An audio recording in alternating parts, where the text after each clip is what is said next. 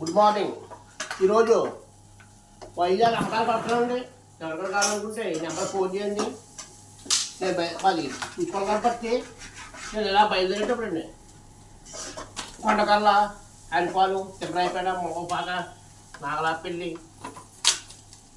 అనకాపల్లి వస్తానండి. అనకాపల్లి చూసుకొని ఇలాగా లంకెలపాలు, అల్లంపూడి, కూరమలపాలు, శ్రీనగరం చూసుకొని గోదావరికి వస్తానండి.